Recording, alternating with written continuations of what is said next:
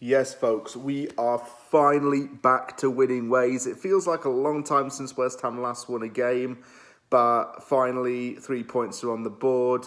And I have to say, this game against Wolves was just so big because had West Ham lost, Wolves would have gone above us and they've got one game in hand. So this game was of massive importance for West Ham and it already felt like a season-defining game. I would have honestly settled for a draw before the game, but a win is what I would have even wanted more than the draw, of course. And for that reason, I was nervous for the game. However, West Ham put in one of the best performances in recent weeks, controlled the game, dictated play, and got a 1-0 win in the end. And it was birthday boy Tomàš Souček, who turned 27 years old, who got the winning goal. In this game, I felt that West Ham were basically always commanding everything, having more threats and putting more pressure on Wolves. And we took advantage of good tactics versus a Wolves side that was not the strongest starting 11 in my opinion, and one that looked very lacklustre in midfield, which is quite a shock because I said in my preview that Wolves had a good midfield, but that didn't show in this game, which was strange. And I might get onto that a little bit later in the video and talk about the difference in tactics, but one thing was quite evident in this: pressing was different. West Ham pressed and applied pressure, and I think that was one key reason to all the chances being created and ultimately the goal. It finished West Ham United 1, Wolverhampton Wanderers 0 at the London Stadium in what was, I suppose, a bit of an emotional day, an important day as well for a West Ham player and a Wolves player.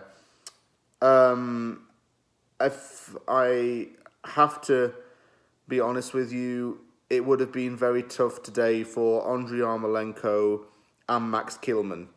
Yarmolenko was born in Russia but has grown up in the Ukraine to Ukrainian parents. He's a proud Ukrainian international.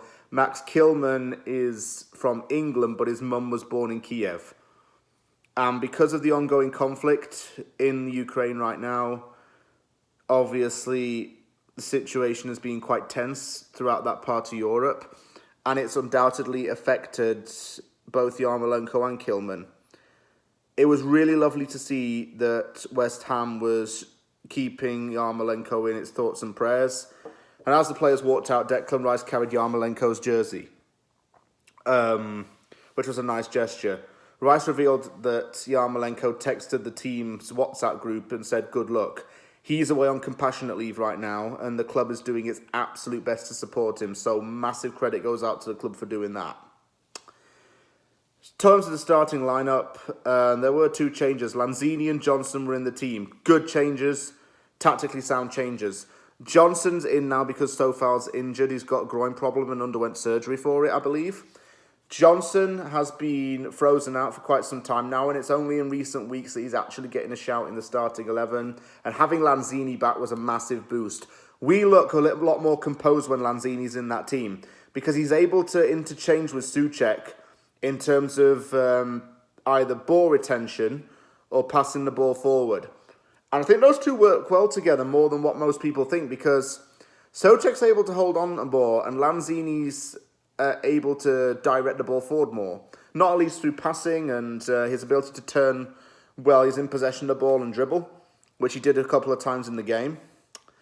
And those two work really well together in this match. Yarmolenko, as I mentioned, on compassionate leave, he did not make the bench. Everyone was calling for Vlasic to start in this game, and I was disappointed not to see him start, in all honesty. But at the end of the day, it wasn't something that was going to make or break my view of the game. And I wasn't going to count my chickens before they'd hatched or make an early judgment based on the 11. But overall, it was a strong 11. As for Wolves, on the other hand, I didn't really understand why Fabio Silva was starting, because I know that he's a club record signing for Wolves, but he doesn't really need to play more than 70 minutes in a game. He doesn't look up for that. I felt that was the whole team selection for Wolves was very wrong, and changes were unnecessarily made for them. Despite saying this, I think Wolves started off the half a lot stronger, and in the opening 10 minutes they had around 83% of possession, and West Ham seemed hesitant to commit to the tackles. But West Ham started to kick it up into gear and slowly grew into the game. Bowen ran directly, and Antonio played a deeper role. And Antonio had a really good game. He was being more menacing. He showed a lot more energy about him. He showed a lot more level-headedness, you could say. He wasn't making rash decisions, and he wasn't getting tired at all. He was able to actually attack while he was in possession of the ball. And that was a good thing. Bowen was making direct runs as well and helping out Antonio. And that interdependence factor was always there in the team. West Ham seemed to be playing with somewhat of a five-at-the-back system. And this works because it enables a compact midfield where everyone interchanges again. So you had Lanzini feeding off of Souček, Rice intercepting and focusing on his defensive duties at the same time. And you also had Fornals in the team as well, who could help out where need be. As for the back, Johnson looked very composed at right back. He was always putting pressure on players and running with the ball. Cresswell looked good from set pieces. He actually came close with a free kick. It was a good effort, but he just needed to have it a little bit closer to the goal. Zuma was a rock in defence. Again, committed to tackles. I think he had something like an 87.2% tackle win rate. How good is that? He made a goal-saving tackle in that first half. Not forgotten which player it was. I think it was Silva. They took the ball off of him at the last minute and Silva went down hurt. But nothing got past Zuma in this game. Excellent to have him back in the team despite all the controversy. That's a matter for another day as far as I'm concerned. Declan Rice had a strike from distance and hit the bar. But you sensed a goal was coming at least. Very good half from West Ham and a lot of positives. But while we were gaining this momentum, what was ringing through my mind was that we needed to add a little more creativity. Having said that, I would have possibly put on Saïd Benrahma and taken off Pablo Fornals. But no changes were made at half-time. And it was looking good for us at this point. I sensed we were going to get the first goal. And with just less than 60 minutes to go, West Ham broke the deadlock. Throw-ins taken. It's very tight how Wolves are all in this corner of the field, just locking down Cresswell. He's able to find to Antonio. Antonio's under pressure, but he plays a little tame ball laterally across the goal. Souček sticks his foot out, and it goes in. Happy birthday, our potato salad Czech king. Czech Patrick Vieira scoring, and he silenced critics. And that was another thing in this game. It was about silencing critics. A lot of these players have rightly come under scrutiny over the last few weeks. Why? Because they haven't been up to scratch. Souček was one of those players mentioned. And by scoring, he was able to silence some of those people who doubted him. I think that was the case a lot of the players today. It seems like they've taken on the criticism from the fans, albeit on social media or just through some West Ham-related journalism. They've taken that on board and have been able to apply it into the game and use it as motivation to improve. And this was a perfect opportunity to do so in what was a 6-pointer at the top of the table. Wolves made a sub straight after the goal went in. Podenza came on for Trincao. Zuma was a brick wall again, denying Silva. I'm not sure how Silva was able to last as long as he did because he was struggling. It was only a matter of time before Raul Jimenez would enter. Wolves became a lot sloppier and gave the ball away to Bowen. And he went into a one-on-one situation with Jose Sarr, who's a top keeper, by the way. And Sarr denied Bowen. Just a lot of threat from West Ham. A lot of tempo. A lot of that power in the team. Antonio used some acceleration. Antonio was getting into all those good goal-scoring positions.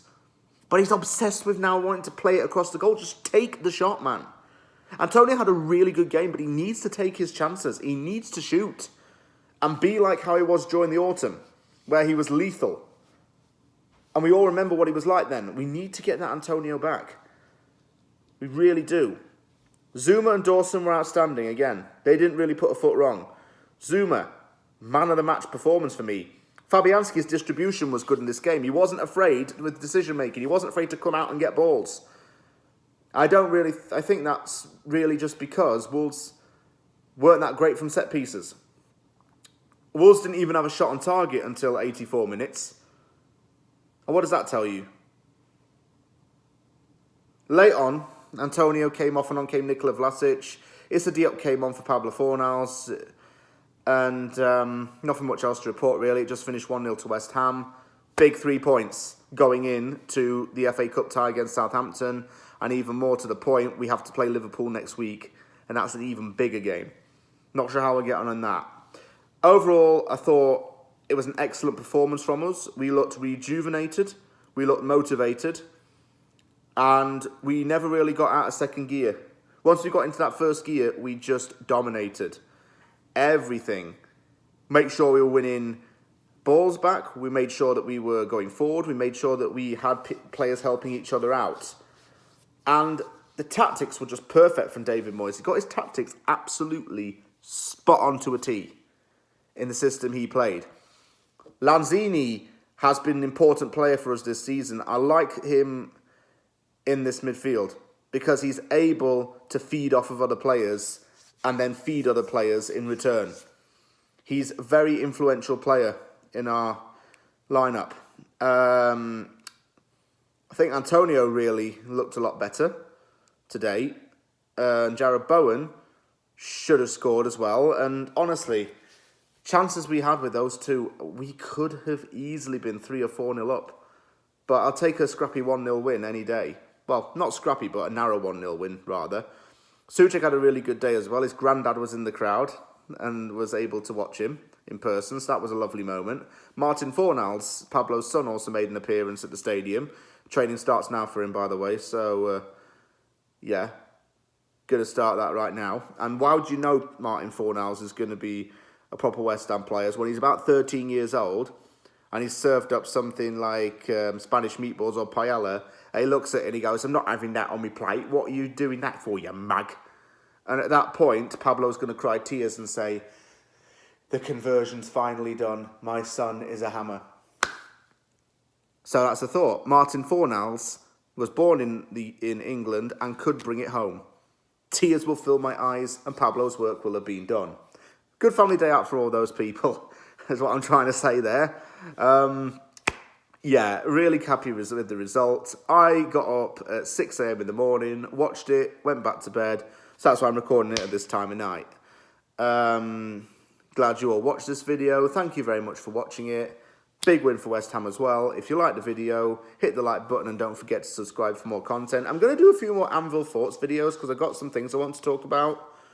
And I might touch on some tactical analysis as well in Anvil's Thoughts to say why the system worked against Wolves. And I can go into a bit more depth with this. Thank you very much for watching this video. Take care, everyone, and I will see you all soon.